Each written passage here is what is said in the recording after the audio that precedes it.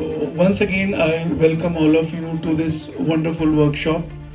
So इससे पहले कि हम पैनल डिस्कशन शुरू करें, मैं कुछ डेटा आप लोगों के साथ शेयर करना चाहता हूँ ताकि आप लोग ये बात को सोचें और समझें कि आज हम जिस विषय पर बातचीत करने वाले हैं वो कितना गंभीर है और कितना बड़ा है।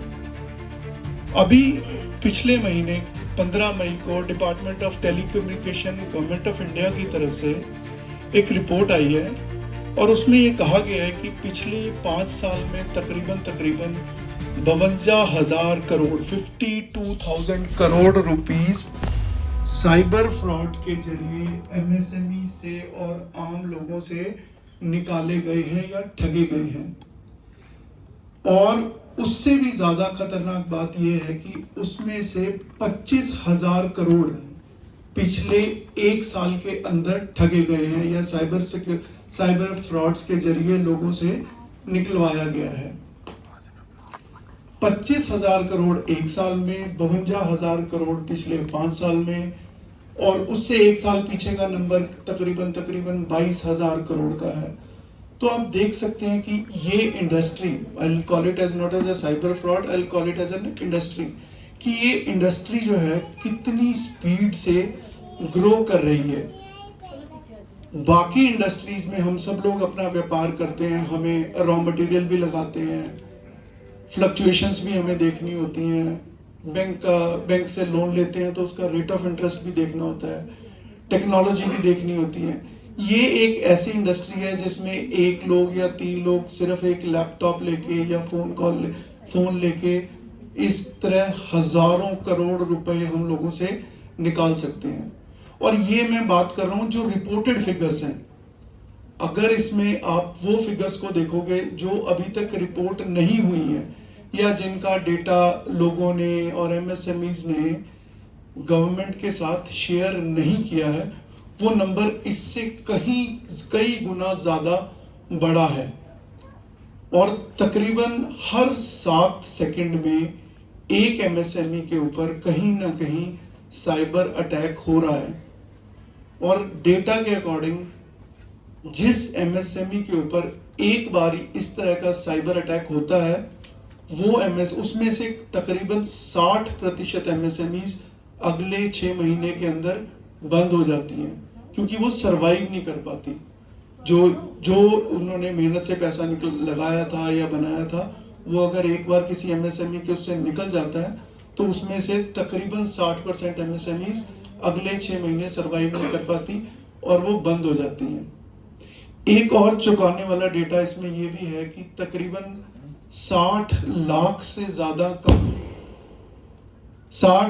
से ज्यादा कंप्लेंट्स रजिस्टर हुई हैं और उसमें से सिर्फ 3,000 कंप्लेंट्स ही हैं जिनको रिजॉल्व कर पाए हैं। तो अगर आप देखें तो which is even less than 1%। इतने बड़े पैमाने पर साइबर फ्रॉड्स हो रहे हैं और टेक्नोलॉजी से और उनका जो काम करने का तरीका है वो इतना बढ़िया तो नहीं कहूँगा, इतना एक्सपर्टीज उनके पास है कि गवर्नमेंट के जितने भी मैकेनिज्म है या हम लोगों की नॉन अवेयरनेस की वजह से हम उन केसेस को रिजॉल्व नहीं कर पा रहे हैं और पैसा वापस लाना एक बहुत मुश्किल, लगभग नामुमकिन काम है।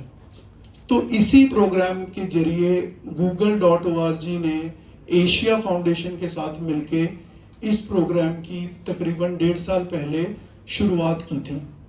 ये program all over the world 14 देशों में एक साथ चलाया गया, जिसमें इंडिया का टारगेट था कि इंडिया में करीबन 90,000 एमएसएमईज को डिफरेंट स्टेट्स के अंदर हम साइबर सिक्योरिटी के बारे में जागरूक करेंगे, उनको इसके रिलेटेड टूल्स बताएंगे और ट्रेनिंग देंगे।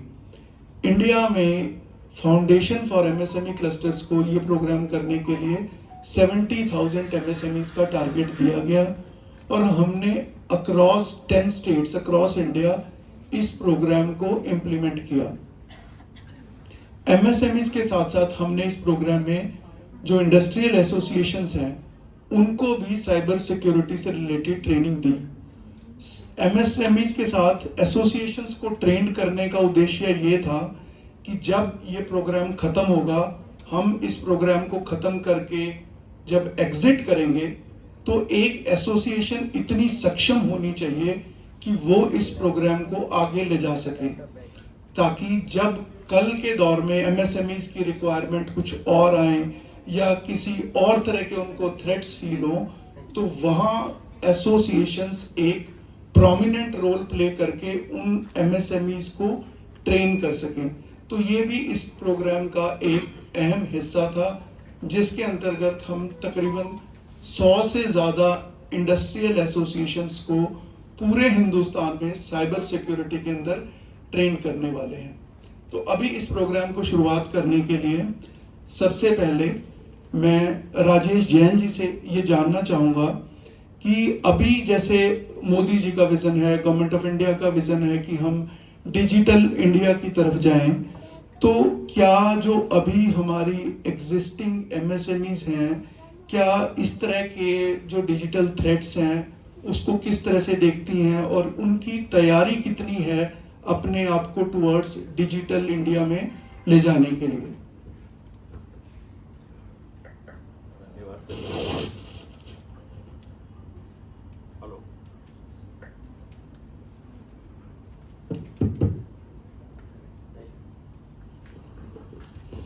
धन्यवाद संजीव जी सब, और सदन में उपस्थित मेरे बंधुगण, आप सबको भी मेरा नमस्कार। आपने जो प्रश्न सदन में रखा है उस पर मेरी राय रखने के पहले मैं कुछ और बातें भी आप लोगों से करना चाहता हूँ।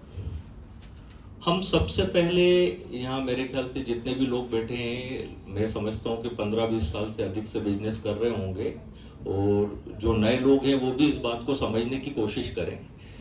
20 साल पहले जब इंटरनेट नहीं था और बिजनेस के लिए साइबर का हमारे पास सहारा नहीं था, तो हम लोग कैसे बिजनेस करते थे? क्या हम लोग उस समय धोखा खाते थे, नहीं खाते थे, कितना खाते थे, किस तरह से हम लोग डीलिंग करते थे, किस तरह से पेमेंट लेते थे, ये सब चीज़ें हम सोचें। बराबर सावधानी रखते थे। उसके बाद अगर ऑफिस में या फैक्ट्री में हमको कोई फाइलें रखनी है तो वो भी प्रॉपर तरीके से केस में रखाती थी, अलमारी में रखाती थी। अगर हमको कोई ऑफिस में नगद रखना है तो वो 2 तालों की सेफ में रखाता था। मुझे अगर किसी पार्टी को बिल भेजना है तो मैं रजिस्टर्ड डेडी से भेजता था।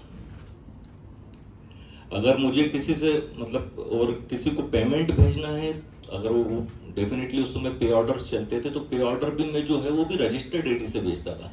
रजिस्टर्ड डेडी से इसलिए भेजते थे कि वो ज़्यादा सुरक्षित तरीका था।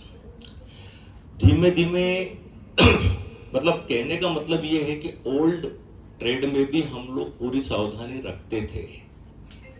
आज अगर हम ये सारी चीज़ें भुला करके या इन सब चीज़ों को पीछे छोड़ करके आगे साइबर ट्रेड के थ्रू बिजनेस करने जा रहे हैं, तो हमको सावधानियां रखनी पड़ेंगी, क्योंकि अब ये तो और अंधा है। पहले तो मुझे मालूम था कि अगर मुझे इंदौर से मुंबई जाना है तो मैं 4 जनों से रास्ता पूछ करके और मतलब खुद की गाड़ी से जाना है तो मैं चला जाता था। आज की तारीख में मेरा एक बटन मेरी मेल को कहाँ ले जाएगा या मेरे पेमेंट को कहाँ ले जाएगा मुझे नहीं मालूम। तो ये तो बेसिक सावधानियां हैं जो हमको रखना ही रखना है। इसके अलावा जो साइबर फ्रॉड वाली बातें हैं उनसे हमको और ज़्यादा सावधान रहने की ज़रूरत है। आर्टिफिशियल इंटेलिजेंसी, जिसको आज की तारीख में मतलब एकदम नया नया चमकदार चेहरा हमारे सामने आया है, और हम व्हाट्सएप पे और अदर फेसबुक मीडिया पे, इंस्टा पे हम देख रहे हैं बड़े अच्छे अच्छे पॉलिटिकल कॉमेडी मिमिक्रीज वगैरह आर्टिफिशियल इंटेलिजेंसी से डेवलप हो रही है, धार्मिक बातें सिखाने की कोशिश कर रही है। लेकिन इसका अगला चेहरा जब हम देखेंगे तो मेरे ख्याल से उसके बाद आर्टिफिशियल इंटेलिजेंसी का उपयोग ही बंद कर देंगे। अभी नीचे मेरे से मैम बात कर रही थी कि आपके किसी मेंबर के साथ कोई इस तरह का केस घटा है, तो आप यकीन नहीं करेंगे कि कल मैं जब इस प्रोग्राम के लिए फॉलोअप ले रहा था तो मेरे ही एक मेंबर ने मुझे बताया, जो कि यूके बिजनेस करते हैं, यहाँ से मटेरियल यूके एक्सपोर्ट करते हैं। 6-7 महीने पहले वो अपने क्लाइंट से बात कर रहे थे। क्लाइंट भी पुराना है, 4-5 साल पुराना क्लाइंट है, रेगुलर उससे बात होती है 6-7 महीने पहले उससे बातें कर रहे थे, सब कुछ ऑर्डर वगैरह की, ये वो जो भी उनको मटेरियल वहां से मंगाना था, उसके क्या मतलब पूरी बात बिल्कुल औपचारिक तरीके से हो गई, कहीं कोई शक नहीं। आखिरी में उसने सिर्फ यही बोला कि हमने हमारी बैंक चेंज कर ली, अगला पेमेंट आप डालो जो डालो तो इस बैंक में डालना। वो साहब उन्होंने अगले दिन 1.5 करोड़ रुपया उस बैंक में ट्रांसफर कर दिया। वो पेमेंट आज तक रिकवर नहीं हुआ। That is the best example of AI threat. और ये रियल एग्जाम्पल है, मतलब ये कोई कहानी नहीं है, ये हमारे ही मेंबर्स में से किसी एक के साथ घटी हुई है। तो ये आर्टिफिशियल इंटेलिजेंस हुई, इससे हम लोग कैसे निपटेंगे मुझे नहीं मालूम। इसके अलावा जो रेगुलर अटैक्स हम लोगों के ऊपर हो रहे हैं या रेगुलर हम जिन चीज़ों से फेस करते हैं, जैसे फिशिंग्स हैं, हमारे पास तरह तरह के ईमेल्स आते हैं, नोटिस आते हैं, इनको तो फिर भी हम आजकल जज करने लगे हैं। सोशल इंजीनियरिंग है, कहीं ना कहीं हम इमोशनल तरीके से भी ब्लैकमेल हो जाते हैं।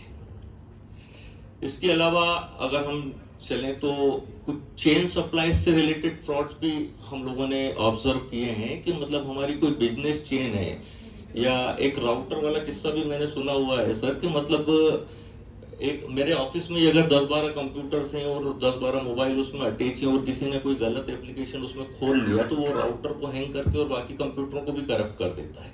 ये शायद मतलब मैं इतना ज़्यादा टेक्निकली इसमें एक्सपर्ट नहीं हूँ, लेकिन जो मैंने सुना है या देखा है उन्हीं चीज़ों को मैं यहाँ सामने रख रहा हूँ। तो ये चीज़ें हैं जिनको कि हमको अभी MSME को फेस करना है। अब जैसा कि आपने डाटा वगैरह दिया कि इतना मतलब इतने केसेस अटैक मतलब रजिस्टर्ड हुए और इतने केसेस रिजॉल्व हुए, तो वाकई ये बात सही है कि अभी रिजोल्यूशन का तो मैंने कोई भी परसेंटेज देखा ही नहीं है। मतलब ये 1% भी होगा या नहीं होगा थोड़ा डाउटफुल है। अब हम बात करें कि MSME ये चीज़ें तो हमने डिटेक्ट कर ली कि हम लोगों को किस किस चीज़ से तकलीफ होने वाली है, जैसे AI हो गया, फिशिंग हो गया, सोशल अवेयरनेस हो गई, चेन से रिलेटेड जो भी प्रॉब्लम्स हैं या जो भी XYZ जिस तरह की चीज़ें हैं। अब इनसे MSME कैसे निपटे, क्योंकि MSME जो है ये अगर हम इंडिया की बात करें तो बिजनेस सेक्टर में सबसे फाइनेंशियली वीक सेक्टर है, लेकिन सबसे ज़्यादा फाइनेंशियली रेवेन्यू गवर्नमेंट को देता है। तो हम लोगों के पास बहुत सारे लिमिटेशंस हैं, जैसे लेक ऑफ अवेयरनेस है, हम लोगों को इतना नहीं मालूम सब। मतलब मैं अकेला अगर अपने बिजनेस को हैंडल करता हूँ तो मैं अपनी फील्ड में एक्सपर्ट हो सकता हूँ, मेरे पास कोई अलग से डिपार्टमेंट नहीं है कि मैं मतलब साइबर फ्रॉड्स रोक सकूँ या कुछ कर सकूँ। और इसके साथ मेरे पास बजट के लिमिटेशंस भी हैं। अगर आप बोलते हैं कि ये फलाना सॉफ्टवेयर लगा लो या फलाना डिवाइस लगा लो आप बच जाओगे, ऐसा कर लो, या एक कंसल्टेंट अपॉइंट कर लो, तो आई कैन नॉट अफोर्ड। और इसी के साथ और देखें तो हम लोग संगठित भी नहीं है। अगर मेरे साथ कुछ हो गया तो मैं किसको बताने जाऊं? सबसे पहले तो मतलब ये तो बिजनेस की बात तो छोड़िए, इंडिविजुअली भी यहाँ बहुत सारे लोग होंगे जिनके साथ कोई ना कोई मतलब इस तरह का इंसिडेंट हुआ होगा और उसने अपने घर में भी नहीं बताया होगा कि यार मेरे मोबाइल से 5,000 रुपए चले गए। क्योंकि हम सबसे पहले उसके ऊपर हंसते हैं, उसको चिल्लाते हैं कि यार कैसा बेवकूफ है तू। तो ये इस तरह की चीजें जो हैं, इनसे और भी इस तरह की बहुत सारी चीजें हैं, मतलब हम आगे बात कर सकते हैं। लेकिन अगर एटमॉस्फेयर की बात करें तो कुल मिलाकर के MSME के लिए ये अभी साइबर फ्रॉड का या साइबर सिक्योरिटी का जो करंट सिनेरियो वो यही है। इतना मैं आपको बोल करके। सो थैंक यू राजेश जी, आपने बिल्कुल सही कहा कि AI एक बहुत बड़ा थ्रेट होने वाला है। काफ़ी जगह पर अभी ये भी देखा गया है कि जो साइबर क्रिमिनल्स हैं वो एक्चुअली एग्जिस्ट ना करके अपनी जगह AI को यूज़ कर रहे हैं साइबर क्राइम करने के लिए। तो इसी श्रृंखला को आगे बढ़ाते हुए मैं तरुण जी से जानना चाहूँगा कि MSMEs में ऐसा क्या खास है कि साइबर क्रिमिनल्स पिछले 1 साल में जैसे तकरीबन 25,000 करोड़ रुपए का फ्रॉड सिर्फ MSMEs के साथ ही किया गया। तो ऐसा इतनी ल्यूक्रेटिव ऑप्शन क्रिमिनल्स को एमएसएमईज में क्यों नजर आती है, स्पेसिफिकली स्मॉल और मीडियम सेक्टर एंटरप्राइजेस में? Thank you Sanjeev ji. और मैं एपीएससी का बहुत बहुत धन्यवाद देता हूं और उनको साधुवाद करता हूं कि उन्होंने ऐसा विषय एमएसएमई के लिए उठाया जिस पे किसी ने कभी सोचा भी नहीं था। और मैं हमारे राजेश मिश्रा जी हैं लघु उद्योग भारती के, मेरे को लगता है उन्हीं की प्रेरणा से और उन्हीं के ये भी कह सकता हूँ आशीर्वाद से ये कार्यक्रम इस गरिमा तक पहुँचा है। तो इस बार जो है तालियां में सबके और जो डिग्निटीज डायस पे बैठे हैं उनका भी उनको भी बहुत बहुत साधुवाद है। सर, एमएसएमई का जो इंडस्ट्रियलिस्ट होता है ना, वो एक तरीके से पुरानी एक कहावत है, पीर बावर्ची और भिस्तीखर, उसका सब कुछ काम वो खुद ही करना चाहता है और बरसों से करता आ रहा है। जैसा कि जैन साहब ने कहा, वो बहुत सारी चीज़ें ऐसी है जो वो अफोर्ड नहीं कर सकता। अब तो फिर भी वो सोच रहा, नहीं तो एक ऐसा समय एमएसएमई था कि वो ताला भी खुद ही खोलता था और बंद भी खुद ही करता था, कि उसको भरोसा भी नहीं था। और जो धोखे का सबसे मेन चीज़ होती है भरोसा। अब आप भरोसा करोगे तो ही धोखा खाओगे। अब आपको डिजिटलाइजेशन, जैसे आपने कहा, मोदी जी सारे देश आगे बढ़ना चाहते हैं, हर चीज़। अब वो समय ही चला गया कि मार्केटिंग कर रहे हैं, पोस्टर लगा रहे हैं, टाइप कर रहे हैं, वो सब चीज़ें चेंज हो गई। तो एमएसएमई इसलिए कि आदमी को किसी ने कहा कि यार पेमेंट कर दो जल्दी, अरे यार जल्दी कर दे, ये जो चीज़ें हैं ना, ये धोखा खाती है। आपको उसको डबल लॉक, शांति से रखना, सोचना, इसके बहुत सारे चीज़ें भी हैं। आप डिसाइड कर लो कि मैं वीक में 2 बार ही पेमेंट करूँगा। डिजिटली पेमेंट में जब ही करूँगा शाम को 6 बजे करूँगा, शांति से बैठ के उसका पेपर वर्क भी करूँगा। पहले पेपर देते थे, पेमेंट्स देते थे तो वाउचर बनता था, उस पर बिल नंबर लिखाता था, सारा प्रोसीजर होता था। जिस बिल का पेमेंट करते थे उस पर भी लोग सील लगाते थे, पेड, चेक नंबर, डेट लिखते। अब साइबर से कर दिया तो देख लेना, तो उस प्रवृत्ति से तो बाहर निकलना। और एमएसएमई इसलिए शिकार होता है कि वो एक ट्रांजिट पीरियड में रहता है, नीचे से ऊपर आ चुका रहता है और आगे बढ़ना चाहता है, तो हमेशा इन हरी रहता है। ऐसा नहीं है कि बहुत कूल होके, उसको हमेशा जल्दी है आगे बढ़ने की, सब चीज़ें देखने की। हाथ दो हैं और काम ऑक्टोपस जैसे आर्ट करना है, प्रोडक्शन भी देखना है, पेमेंट भी देखना है, मार्केटिंग भी देखना है। और सिर्फ साइबर और फंड का जो क्राइम है वही साइबर क्राइम या साइबर सिक्योरिटी नहीं है। आजकल मॉडर्नाइजेशन हो गया, सारी मशीन्स पीएलसी पे चली गई। 80% मशीन्स के लिए हम चाइना पे या जर्मनी पे डिपेंड है, सॉफ्टवेयर उनका यूज़ करते हैं। आप कुछ नई टेक्नोलॉजी लाओ, आप कुछ कहीं नया इनोवेशन करो, तो करना उन्हीं की मशीन पे, उन्हीं की पीएलसी मशीन्स पे चलाना। वो कभी भी हैक हो सकते हैं। अपन सब पेट्रोल डीजल बात करते हैं, अगर आप इंडियन इकोनॉमी देखेंगे तो सबसे बड़ा जो इंडिया का इंपोर्ट है वो इन्हीं मशीनरीज पे है, स्पेशली पावर जनरेटिंग मशीन्स, बड़ी मशीन्स पे, हैवी मशीन्स ही इंडिया में सबसे ज़्यादा इंपोर्ट हो रही है। तो वो सब ऑटोमेटिक्स हैं, पीएलसी लगी है, कंप्यूटराइज है, उनके सॉफ्टवेयर हैक होना। आप पैसे से ज़्यादा सोचिए मत। आज आपने कोई बहुत मेहनत करके हमारे साथ आईआईटी के बैठे आज इतनी मेहनत कर रहे हैं, अगर इनका सॉफ्टवेयर हैक हो जाएगा तो इनकी मेहनत जो प्रिसीशियस है उसकी कोई कीमत नहीं है। जो इन्होंने इनोवेशन किया है वो बहुत महत्वपूर्ण है। पैसा तो इंडिया में ही कहीं गया है। अगर पुलिस अपना बल कम है, अगर वो सही में उसके पीछे लग जाए तो कोई बहुत बड़ी बात नहीं आपका पैसा ले आए। अगर आपके पास रिसोर्सेस हो, मिश्रा जी जैसे जिन साहब उनको लगाते तो सही में ला देते उनके 1.5 करोड़। मजाक नहीं करता हूँ मैं। तो ऐसा नहीं है, आप रिसोर्सेस रहेंगे तो पैसे आ ही जाएंगे। अब अपन सुनते भी हैं, अगर इमीडिएट हो गया आपका, जैसे ही आपके साथ लगता है साइबर फ्रॉड हुआ, आप इमीडिएट, गवर्नमेंट ने साइबर क्राइम पोर्टल दिया, 1930 पे कंप्लेंट कीजिए। बैंकों ने उसके वो बना रखे पोर्टल्स, आप उस पर इमीडिएट कीजिए। जिस अकाउंट्स में, जिस बैंक्स में ट्रांसफ़र हुए, कई बार वो 3-4 बार इमीडिएट, आप सोचते हो उसके पहले वो 3 खाते बदल के फंड कहीं चला जाता है।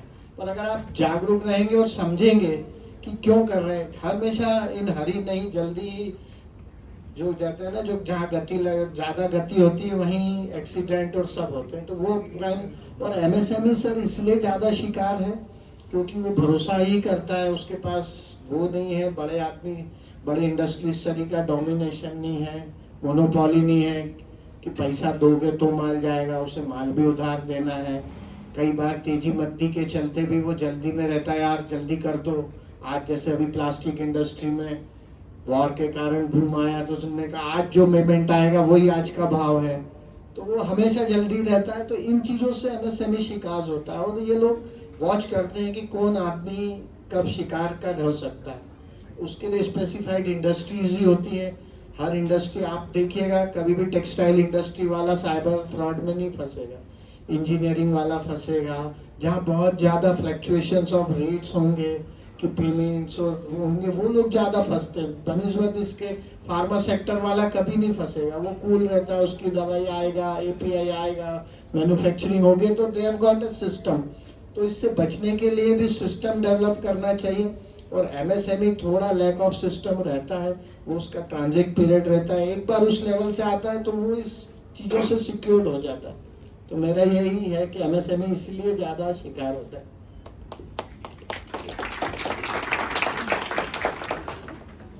थैंक यू तरुण जी, आपने बहुत बढ़िया कहा कि अर्जेंसी दिखाकर जितने भी साइबर क्रिमिनल्स हैं वो कोशिश करते हैं कि एक बार अर्जेंसी क्रिएट की जाए उस चीज़ के लिए और फिर उस पेमेंट को कन्वर्ट कराया जाए।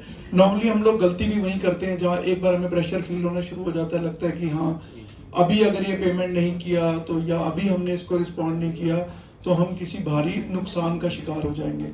तो उस अर्जेंसी का वो लोग फ़ायदा उठाते हैं और उसी में हम लोग फंस जाते हैं। तो इसी चर्चा को आगे बढ़ाते हुए, जैसे कि राजेश जी ने कहा था कि एमएसएमईज के पास पैसे का अभाव रहता है कि उनके पास कोई बहुत ज़्यादा टूल्स नहीं होते साइबर सिक्योरिटी से रिलेटेड। तो मैं धीरज जी से ये जानना चाहता हूँ कि क्या कोई अफोर्डेबल टूल्स हैं जिनको एमएसएमई अपने यहाँ इम्प्लीमेंट कर सकता है, जो बहुत ज़्यादा उसको महंगे भी ना पड़े और ओवर अ लॉन्ग रन या over the period of time उसकी कॉस्ट वो रिकवर कर सके। Thank you sir. टूल्स बहुत सारे हैं, बट उसके पहले जो राजेश जी ने बोला कि पहले टाइम में भी हम लोग काफ़ी अच्छे से मैनेज कर पाते थे एंड फेलियर रेट बहुत कम था, जहाँ पे कि कुछ मिसहैपनिंग हो जाए किसी एमएसएमई या किसी इंडिविजुअल के साथ में।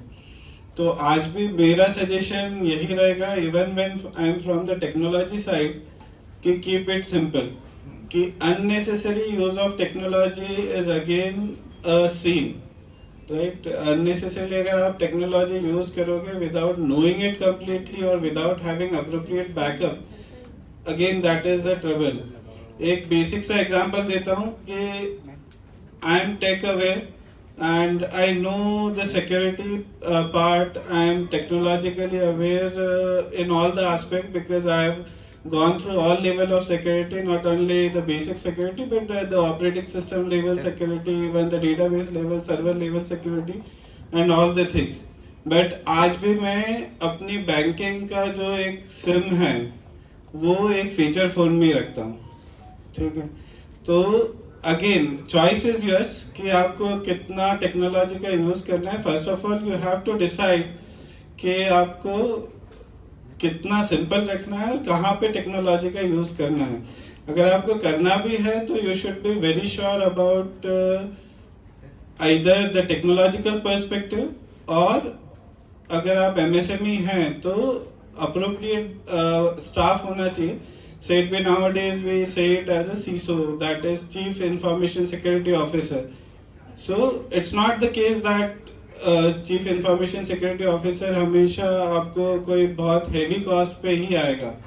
No, nowadays you will be getting this particular resource in an affordable cost. The only thing is कि हम लोग उसको इतना seriously लेते नहीं हैं. Again the normal human tendency that we usually carry, कि अगर हम मार्केट में जा रहे हैं और कुछ स्टफ खरीद रहे हैं देन वी बार्गेन, पर अगर वही पैसा मुझे इन्वेस्ट करना है तो उस टाइम पे मुझे लगता है कि why I should higher a consultant for that money, right. And वो हम खुद से लगाते हैं। Most of us have done this mistake I think. तो शेयर हुआ या म्यूचुअल फंड में हुआ, तो अगर मैं कंसल्टेंट हायर नहीं करूँगा, व्हाई शुड आई पे फॉर दैट 10% और 20%। ये कभी भी हमारी मेंटेलिटी नहीं होती है और वो हमें वेस्ट लगता है कि नहीं मैं खुद कर लूँगा and that way I'll be saving a lot, but ultimately we end up in losing the money from our side. Same is the case with security, कि until and unless आपको समझ में आता कि what exactly is the thing that you can lose, till that time बहुत देर हो जाती है. तो वही है कि you should first of all get the CISO who can give you appropriate suggestion. अगर उसको फुल टाइम हायर नहीं कर सकते हैं तो you can have it on a consultancy basis as well, right. So that is one thing कि एक consultancy basis पे कि एक इनिशियल सेटअप हो गया, and for that you get the consultancy, and for yearly you can have the audit. Just like जैसा आप लोग सीए और ये लोग हायर करते हैं, तो सीए हर बार इन्वॉल्व नहीं होता आपके साथ, वो एक ईयरली ऑडिट करता है या फिर हाफ ईयरली ऑडिट करता है, and accordingly same is the methodology that you can adopt. जहाँ तक tools की बात है, तो again if you are using some technological perspective either in hardware or you are having some website or your own portal, so in that case the first thing that you should go is MFA, that is multi-factor authentication, जो आजकल बहुत common हो गया है और बहुत easy है. Google और माइक्रोसॉफ्ट के बहुत कॉमन APIs है एंड बहुत स्ट्रॉन्ग APIs है, दैट इज ऑथेंटिकेटर ऐप बोलते हैं उन्हें. सो दोज ऑथेंटिकेटर ऐप, उनकी दोनों की APIs अवेलेबल हैं, तो आप अपने सिस्टम में अगर उन APIs को इंटीग्रेट करते हैं, then you can seamlessly have second level of authentication without much of the cost. एक तरीका तो यही है कि आप SMS based second level authentication करें, पर उसमें फिर बहुत सारे रेस्ट्रिक्शंस हो जाते हैं कि that you should be having a mobile phone and all that. Not only that, it should be connected with your SIM. Network का भी इशू रहता है कभी, तो सपोज OTP नहीं आ पा रहा है तो फिर अगेन इशू हो जाता है. ऑथेंटिकेटर ऐप ऐसा है कि अगर इंटरनेट चल रहा है आपके मोबाइल में और या आपके सिस्टम में, तो through that authenticator app you can get that second level of what I can say OTP. Next is, rather than tools, what we should be aware of is the patches. जैसे बहुत normal case में आप operating system normally Windows systems use करते हैं और generally हम updates avoid करते हैं कि नहीं अब ये अपडेट आ गया, ये 15 मिनट लेगा, so we should avoid this update. ठीक है, उसको या तो ऑफ कर दिया या फिर पोस्टपोन कर दिया. Don't do that. If you are concern about your system, if you are concern about your money, you should be having an auto update on, and उसको आप शेड्यूल कर सकते हो कि जैसे रात में या फिर से इट भी इवनिंग में 10 o'clock और 11 o'clock, जब आप सिस्टम यूज ज़्यादा नहीं करते हो उस टाइम पे शेड्यूल कर सकते हो, तो ऑटोमेटिकली वो अपडेट हो जाएगा and your system will be updated in all the cases. So this is one more basic technique that you can utilize in your MSME perspective. One more rule is there is the 3-to-1 rule.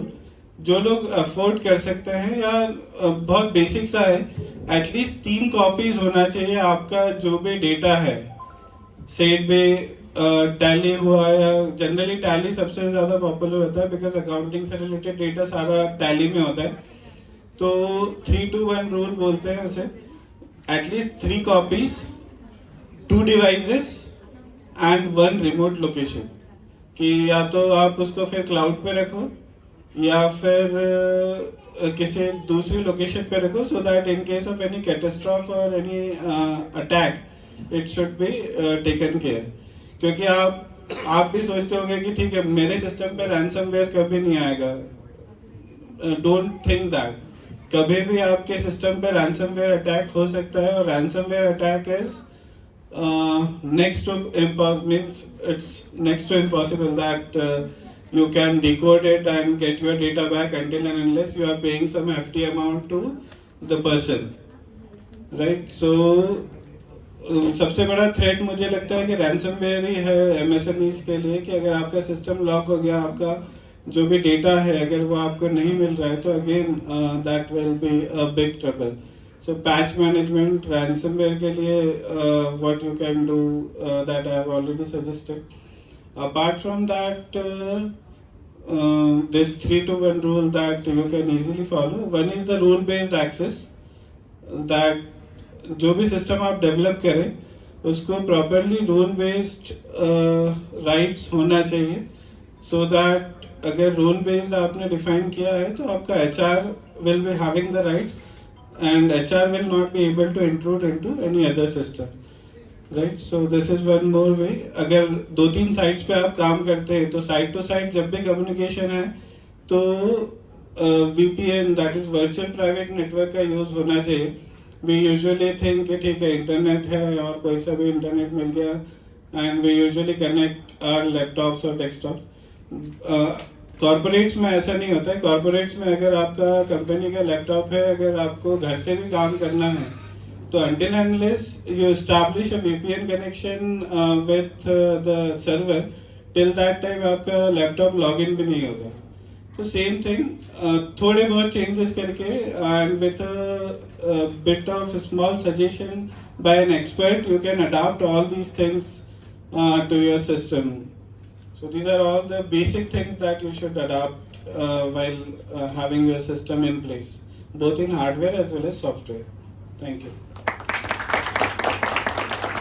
तो इसी से लेकर मेरा एक follow up सवाल ये है कि क्या MSMEs के लिए साइबर ऑडिट रेलिवेंट है, और दूसरा जो हम पार्ट टाइम कंसल्टेंट सीसो की बात कर रहे हैं कि हम उसको एम्प्लॉय करें और MSMEs उसको एज अ कंसल्टेंट रोल पे रखते हैं, तो क्या उनके प्रोफाइल में MSME का साइबर ऑडिट करना आता है?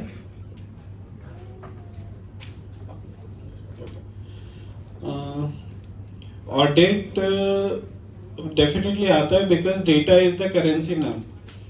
क्योंकि अगर आप सेट पे कुछ डेटा प्रोड्यूस कर रहे हैं, सेट पे सर ने बोला कि PLCs आजकल बहुत ज़्यादा यूज़ हो रही है, तो कहीं ना कहीं वो डेटा यूज़ हो रहा है and while using that data you are having the data in place. तो आपका कुछ भी नुकसान नहीं हुआ अगर आपका डेटा बाई चांस चला गया and if that data is use for some analytics, तो यू मे बी थिंकिंग कि आपका नुकसान कुछ भी नहीं हुआ है, but ultimately again that is a crime, right.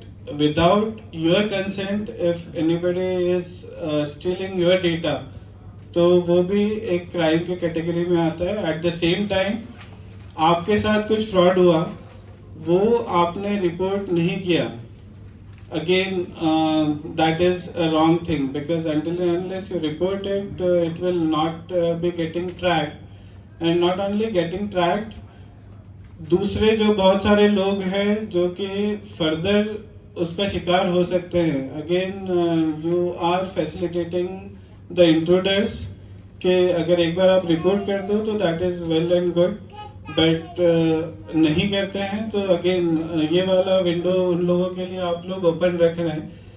तो जैसे राजेश सर ने बोला था कि रिपोर्ट होना चाहिए, means you don't be shy.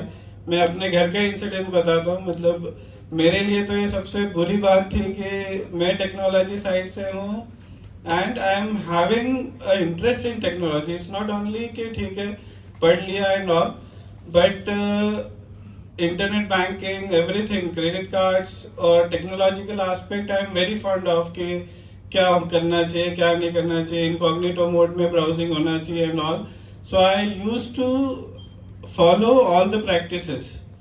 But हुआ ये कि मैं वीज़ा इंटरव्यू के लिए बॉम्बे गया था, तो फादर घर पे थे, तो again he got stuck into that phishing attack. एक दिन बाद मैं पहुंचा and he told me that ऐसा कुछ हो गया है, तो टोटल कुछ 25,000 रुपये चले गए हैं अकाउंट से. तो अगेन द थिंग इज कितना क्विकली आप एक्शन लेते हो दैट मैटर्स, राइट. तो एक दिन तो हो चुका था, still I went to cyber crime office. उनसे बस एक रिसीविंग ली मैंने एप्लीकेशन पे, बिकॉज मुझे पता था कि उनका प्रोसेस थोड़ा सा स्लो हो जाएगा, तो सिर्फ एक रिसीविंग ले ली so that I can prove my point to the banks and other entities. तो जहाँ जहाँ मनी ट्रांसफर हुआ था उनके साइबर सेल्स पे मैंने उस रिसीट के साथ मेल कर दिया कि this particular transaction is a fraud transaction and you should hold on the account where the money is being transferred, right. So this is the thing कि रिपोर्ट करना और क्विक एक्शन लेना बहुत ज़रूरी है.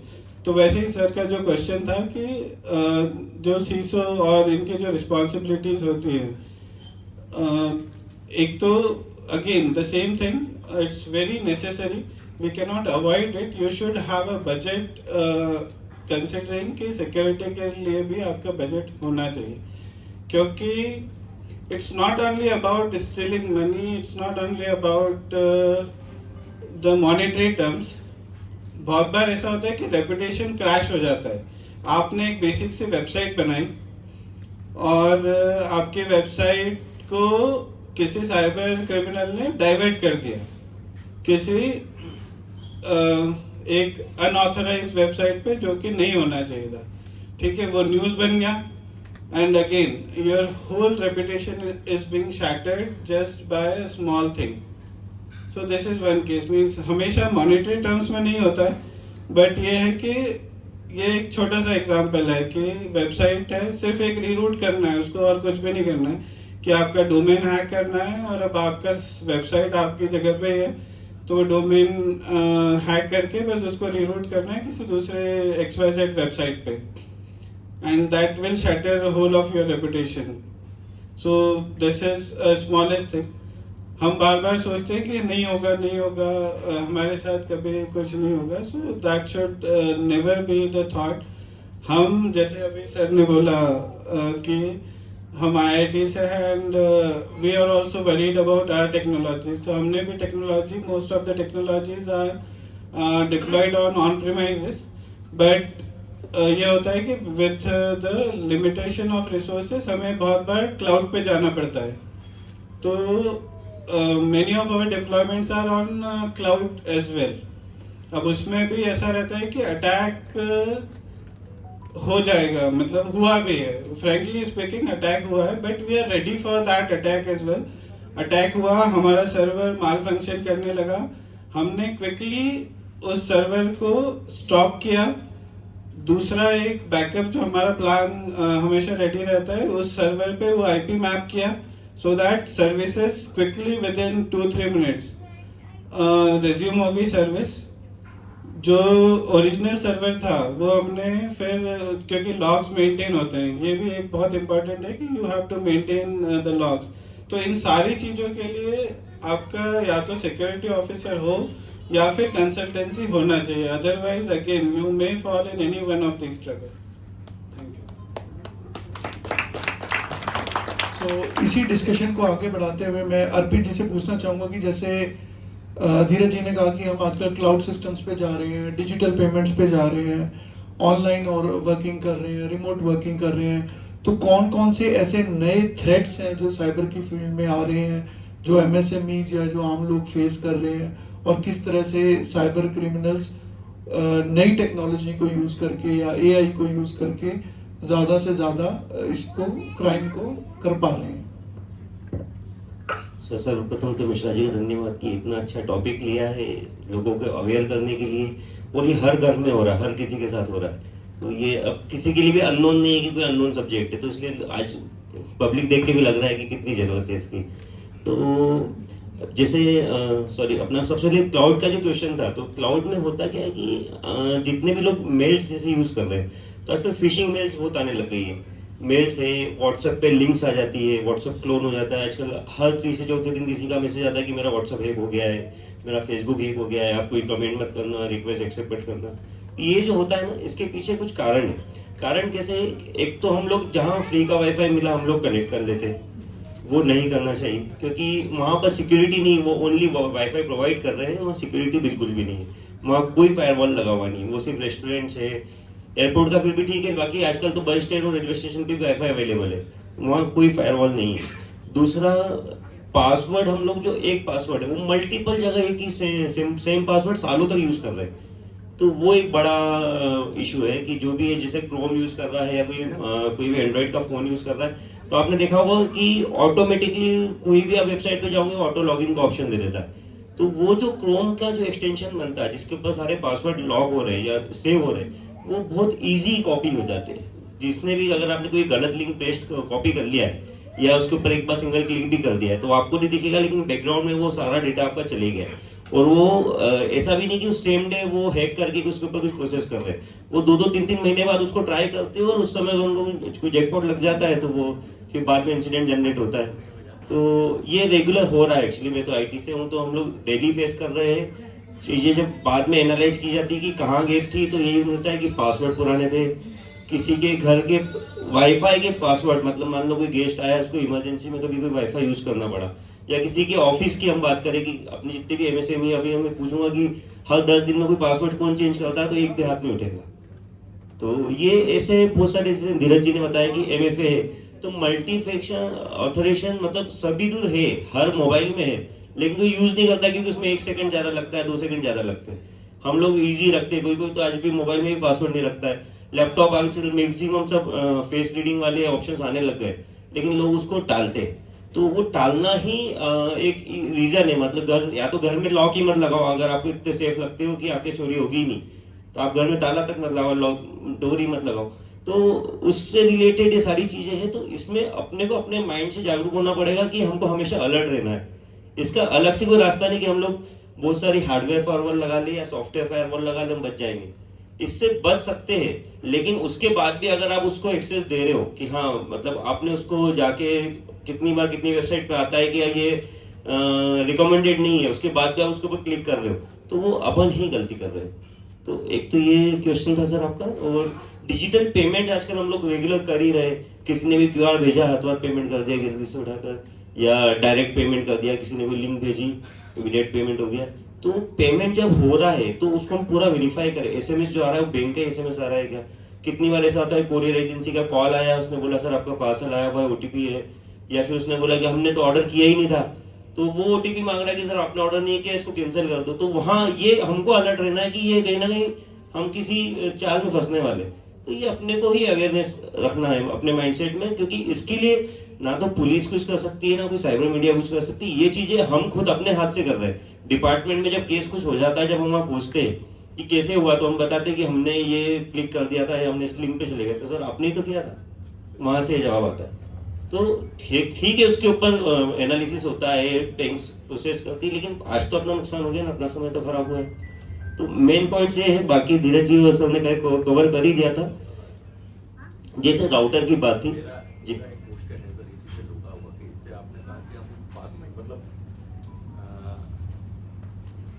अभी जैसे कहा कि मैं मेरे मोबाइल को लॉक करके रखूं या लैपटॉप को लॉक करके रखूं, तो क्या ये इंश्योर करता है कि मेरा मोबाइल लॉक होगा या लैपटॉप लॉक होगा, उस समय साइबर फ्रॉड नहीं होगा? सर ये इंश्योर करेगा कब? जब आपका कभी वो डेटा कॉपी होके कहीं गया नहीं, आप पासवर्ड चेंज करते रहेंगे तो आप बचे रहेंगे। मतलब मैं अगर इंश्योर्ड हूँ कि भाई मेरा मोबाइल तो लॉक है, लेकिन वो जैसा धीरज जी ने भी बताया मल्टी फंक्शन ऑथराइजेशन वाला एमएफए इज बेस्ट ऑप्शन। कुछ सेकंड ज्यादा लगते हैं एक बार लैपटॉप लॉगिन करने में, मोबाइल लॉगिन करने में, कि वो एक्सेस आएगा, अपन क्लिक करेंगे, लेकिन वो बहुत सेफ है। क्योंकि जब भी कभी कोई अटैक करेगा तो वो आपको अलर्ट आएगा, उस दिन आपको लगेगा हाँ अरे मैंने बचा लिया। तो यही कुछ है। आजकल किसी के कंप्यूटर में छोटा सा भी कोई प्रॉब्लम आता है, या मेरा एड्रेस ले ले या वो टीम वीवर ले ले, 2 मिनट कर दे, तो वो फ्री के सॉफ्टवेयर आपको लग रहा है कि आप इजी कर रहे हो, वो फ्री क्यों मिल रहा है? वो तो देखो मैक्सिमम जगह विंडोज हो गए, एमएस ऑफिस हो गए, और भी आजकल बहुत सारे सॉफ्टवेयर है जो पायरेटेड ही लोग यूज करते हैं। तो उसके पीछे कुछ ना कुछ कारण है। आप कभी भी कोई भी लाइसेंस सॉफ्टवेयर को क्रैक करेंगे, ऑफिशियली बोल नहीं सकता हूँ, लेकिन कभी कोई क्रैक करता भी है, तो वो पहले उसके लिए विंडोज सिक्योरिटी, लैपटॉप की सारी सिक्योरिटी बंद कर रहा है, उसके बाद में उसको वो क्रैक कर रहा है। मीन्स वो कहीं ना कहीं अपनी जगह दे रहा है कि आप अंदर आ जाओ, उसके बाद में आप सिक्योरिटी चालू कर दो, तो वो कोई मतलब नहीं रहा, वो तो अंदर आ गया जी। तो यही मेन क्वेश्चन थे सर। कुछ रहा क्या? इसका गया दूसरा मैं एआई के ऊपर जानना चाह रहा था कि एआई का क्या रोल है आज की डेट में, जो नए नए साइबर फ्रॉड्स हो रहे हैं या साइबर क्राइम हो रहे हैं, उसमें एआई को किस तरह से यूज कर रहे हैं क्रिमिनल्स? सर जैसे वॉइस वाला आपने देखा होगा कि आजकल वॉइस मैच हो जाती है, जो जैसा बोलना चाहे वो हो रहा है। तो हाँ, तो ये हो अपने से रहा है। मीन्स क्या हो रहा है, इतनी सारी एप्स हो गई, अपना फेस अपन डालते हैं, हम इस तरह से इस वेशभूषा में आएंगे, या कोई रील बनानी है तो ऑटोमेटिक रील बन रही है, तो हम ही तो अपलोड कर रहे हैं डेटा उनके पास में। वो फ्री में आपको क्यों सेवा देगा? आपसे कोई चार्ज तो ले नहीं रहा है, कोई रील बनाने का आपको ऑनलाइन कोई चार्ज लग रहा है। आजकल हर इंसान फोटो खींचने के लिए वो डायरेक्ट मोबाइल में फोटो नहीं खींच रहा, वो आजकल जितनी बारी ऐप आ गई है कि उसमें क्लैरिटी अच्छी आती है उसी पे लेता है। तो ये हम ही अपना डेटा वहां पर भेज रहे हैं, तो उससे ही क्लोनिंग होती है। वो आपकी वॉइस भी क्लोनिंग कर रहा है, आपका फेस भी क्लोन कर रहा है, उसके बाद में एक्चुअली ये डेटा तो कहीं और जा रहा है, लेकिन वो हैकर उस डेटा को भी एक्सेस कर लेते, वो जब उनको मौका मिलता है तो वो उसको यूज कर लेते। ये चैलेंज है, मतलब उसमें हमको ही अवेयर होना पड़ेगा कि हम कितना उससे बच सकते हैं। सबसे बड़ा पॉइंट ये है कि अपने पासवर्ड चेंज करते रहेंगे ना तो बहुत कुछ बच जाएगा। इसी से कंटिन्यू करते हुए मैं राजेश जी से जानना चाहूंगा कि अभी जो हमारी एसोसिएशंस हैं या जो बीएमओज हैं, उनका क्या रोल रहा है कि क्या वो इस तरह से अपने आप को सक्षम कर पा रही हैं आगे की एमएसएमईज को आगे हम फर्दर साइबर सिक्योरिटी पे ट्रेन कर पाए? उनका कोई ऐसा विजन है क्या? क्योंकि लघु उद्योग भारती एक नेशनल लेवल की ऑर्गेनाइजेशन है, तो ऐसा कोई विजन है क्या कि हम अपने यहाँ पर कोई साइबर सेल इस्टेब्लिश करें कि जिससे हम एमएसएमईज को आगे फर्दर ट्रेनिंग दें, या उसको एज अ बिजनेस या एज अ रेवेन्यू मॉडल भी कुछ देख रही हैं क्या? बिल्कुल। लघु उद्योग भारती जो है एक राष्ट्रीय स्तर का संगठन है और इसमें टॉप लेवल पर इस तरह की कुछ गतिविधियां शुरू हो चुकी हैं। उनके जो हम लोगों के पास रेगुलर मैसेजेस वगैरह आते हैं या मैगजीन्स आती हैं, इनमें इन चीज़ों का जिक्र होता है, लेकिन मैं ये बोलने में भी बिल्कुल संकोच नहीं करूँगा कि इसका प्रचार प्रसार अभी बहुत कम है। अगर हम एसोसिएशन के थ्रू अगर काम करना चाहते हैं तो सबसे पहले अगर हम आज के प्रोग्राम का एग्जांपल लें तो हमको अवेयरनेस प्रोग्राम सबसे शुरू में स्टार्ट करने पड़ेंगे। इस तरह के एक प्रोग्राम से काम नहीं चलेगा, हमको लगातार और अलग अलग वेन्यूज पे अलग अलग लोगों को टारगेट करके इस तरह के प्रोग्राम्स करके उनको बताना पड़ेगा कि आपके साथ क्या क्या हो सकता है। साथ में ट्रेनिंग की भी ज़रूरत है। हम लोग उनको ट्रेनिंग दें कि हमको इंटरनेट पे क्या करना है और क्या नहीं करना है। जैसे अभी आप दोनों की बातों से, मतलब सभी की बातों से ये मैं समझ पा रहा हूँ कि हम उतना ही करें जितना हमको समझ में आता है। अगर हमारे को जरा से भी हिचक हो रही है या हमारी समझ से बाहर है तो हम दिए गए इंस्ट्रक्शंस का फॉलो नहीं करें, पहले उसको ढंग से समझ लें और फिर आगे बढ़ें। तो ये एक बहुत बड़ी सेफ्टी होगी हमारे साथ। इसके साथ हम लोगों को जैसे जैसे फीडबैक मिले कि भाई इंटरनेट के यूज़ करने से हम लोगों को क्या क्या बैड इफेक्ट्स आ रहे हैं या डिसएडवांटेजेस हो रहे हैं, तो इसके लिए लघु उद्योग भारती इतना सक्षम है कि हम लोग इस तरह की नीतियां बनाने के लिए शासन को और केंद्र को बोल सकते हैं। मिश्रा जी, मैं सही बोल रहा हूँ? इसके साथ और आगे चलें हम तो जैसा मैंने पहले कहा था कि as a single I am not capable to afford IT tools. अगर हम सब मिलकर संगठन स्तर पर अगर इस तरह की कोई बातें करें कि भाई अगर ये एंटीवायरस सॉफ्टवेयर हैं या फायरवॉल्स हैं या कोई और टूल्स हैं, तो हम उसका बल्क परचेज करने के लिए कुछ रेट कॉन्ट्रैक्ट वगैरह करें या लीज पे लें।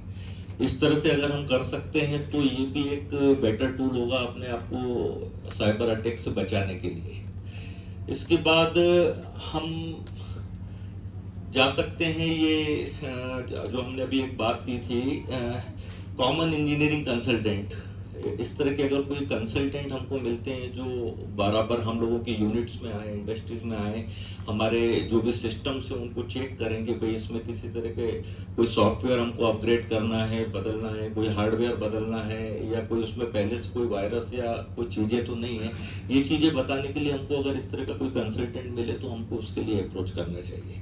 इसके साथ साइबर ऑडिट की भी बात की थी आपने, ये भी एक तरह से वो एक इन हाउस अप्रोच थी, शायद ये आउटसाइड होगी कि मैं उसके यहाँ जा कर के और मतलब मैं मेरा साइबर ऑडिट करा लूँ साइबर क्लिनिक पर जा कर के कि भाई देख ले मेरे को क्या क्या बीमारियाँ हैं। तो ये सब हम लोग कर सकते हैं as a MSME association. Thank you Rajesh ji. ये एक ऐसा टॉपिक है साइबर सिक्योरिटी जिसके ऊपर हम पूरा दिन या लेट से एक हफ्ते तक भी लगातार डिस्कशन कर सकते हैं। तो इस चर्चा को हम आगे ना बढ़ाते हुए इसको यहीं पर विराम देते हैं। तो इसमें मैं कुछ चीज़ें क्लियर करना चाहूँगा कि इस प्रोग्राम के अंतर्गत जो ये हम साइबर सिक्योरिटी का ट्रेनिंग प्रोग्राम चला रहे हैं, इसके अंतर्गत हमारे पास एक पूरा करिकुलम बना हुआ है जिसको साइबर पीस फाउंडेशन ने और गूगल ने वेट किया है और उसको हमने ऑल ओवर इंडिया छोड़िए 14 कंट्रीज में ट्राइड एंड टेस्टेड है स्पेसिफिकली फॉर एमएसएमईज।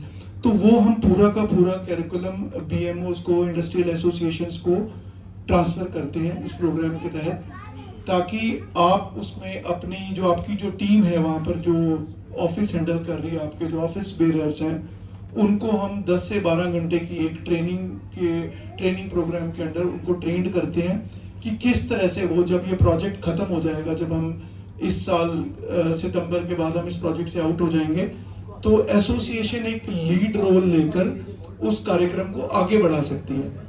ठीक है, तो इससे रिलेटेड हम इसके बाद हम आपस में बातचीत करके एक बार आपको वो सारा और ये सारा ट्रेनिंग कैरिकुलम सब कुछ फ्री ऑफ कॉस्ट है, इसका कोई चार्जेस नहीं है, कुछ भी नहीं है।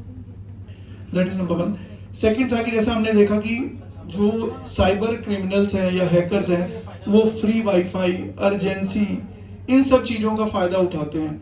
तो हमें इन्हीं चीज़ों से सावधान रहना है कि हम कहीं पर फ्री वाईफाई का यूज़ ना करें। कहीं ऐसी अगर अर्जेंसी क्रिएट हो रही है तो हम उसको इवैल्यूएट करें, सोचें, समझें, फिर आगे कदम बढ़ाएं कि ये वाकई इसी टाइम पे पैसा ट्रांसफ़र करने की या OTP शेयर करने की ज़रूरत है या नहीं है। 2 और चीज़ें जो बहुत इम्पॉर्टेंट है, हम अपनी आज की डेट में मैक्सिमम ट्रांजैक्शंस फ़ोन से करते हैं, और मैं दावे के साथ कह सकता हूं कि इस रूम में जितने भी लोग बैठे हैं 90% ऑफ द लोगों के फ़ोन में एंटीवायरस नहीं होगा। अगर किसी के फ़ोन में है तो बहुत बढ़िया चीज़ है। फ़ोन के लिए भी कंपनीज एंटीवायरस प्रोवाइड करती हैं। तो मेरा ये सजेशन है कि आप अपने फ़ोन में एंटीवायरस ज़रूर डाउनलोड करें। मैक्सिमम ट्रांजैक्शंस आज की डेट में हम ऑनलाइन, इंटरनेट तो ठीक है, बट फ़ोन से भी हम काफ़ी सारी ट्रांजैक्शंस करते हैं। दूसरा, काफ़ी सारी कंपनीज हैं जो इंश्योरेंस प्रोवाइड करती हैं साइबर फ्रॉड के अगेंस्ट, सिस्टम्स को लेकर कि आपकी एमएसएमई में कितने सिस्टम्स हैं, तो आप उसको भी एक्सप्लोर करें। इंश्योरेंस के पोर्टल पे जाके आप देख सकते हैं कि कौन कौन सी कंपनीज हैं, कितना उसका प्रीमियम है। कोई बहुत ज़्यादा प्रीमियम अमाउंट नहीं है, तो अपनी सुविधा के अनुसार और अपनी ज़रूरत के हिसाब से आप उसको ले सकते हैं। तो इसके साथ ही मैं आप सब पैनलिस्ट का बहुत बहुत धन्यवाद करना चाहूँगा कि आपने अपना टाइम दिया। हाँ जी, प्लीज़। मैं एक चीज़ में और ऐड करना चाहता हूँ। एग्जाम्पल के लिए आपके कोई पुराने फ़ोन रहते हैं, इसमें आपका डेटा रहता है। आप लोग कुछ समय तो उसको रखते हैं, आप मोबाइल तो रिप्लेस कर लेते हैं, लेकिन डेटा उसमें रहता है। कुछ समय बाद ये होता है कि आप किसी कबाड़ी को उसको 100-200 रुपये में दे देते हो, तो डेटा आपने उसको पैसा लेके दे दिया। तो इससे भी अभी मतलब कुछ लैपटॉप्स में हुआ है कि डेटा बाद में कहीं घूम के डेटा मार्केट में आया तो मालूम पड़ा कि यार ये तो हमने कबाड़ी को दे दिया था, सालों पहले 2010 का डेटा था। तो ऐसे भी केसेस हो रहे हैं जो अपना पुराना कंप्यूटर हो गया, पुराना मोबाइल हो गया, जिसके अंदर डेटा है स्पेशली, तो वो आप अथोराइज्ड रिसाइकलर्स के पास में दो, ताकि वो प्रॉपर डेटा वाइप करके आपको उसका सर्टिफिकेट दे कि उसने आपकी हार्ड डिस्क या मेमोरी कार्ड या मोबाइल को क्लोन कर दिया है, मतलब पूरा वो क्लीन कर दिया है, डेटा उसके साथ वाइप ऑफ हो गया है। कबाड़ी को देने जगह एटलीस्ट जिसमें डेटा है वो इलेक्ट्रॉनिक गुड्स किसी रिसाइकलर्स पे जाना चाहिए। फॉर्मेट से कुछ नहीं होता है, डेटा वहीं रहता है। और जो सिक्योरिटी ऑडिट की बात है, तो आजकल बहुत सारी एजेंसियां अवेलेबल है जो आपके यहाँ प्रीमाइसेस में आके सिक्योरिटी ऑडिट करके पूरा एनालिसिस करके आपको दे देगी कि आपके ये गैप है, उसमें से बजट वाइज आपको जो जो चूज करना हो आप चूज करके इसको करा सकते हैं। वो रैंसमवेयर अटैक होता है सर, वो रैंसमवेयर यही सर, वो रैंसमवेयर डायरेक्ट नहीं आ पाता है कभी भी, आप जब तक उसके लिंक पे क्लिक नहीं करोगे तब तक वो नहीं आएगा। Thank you. Thank you.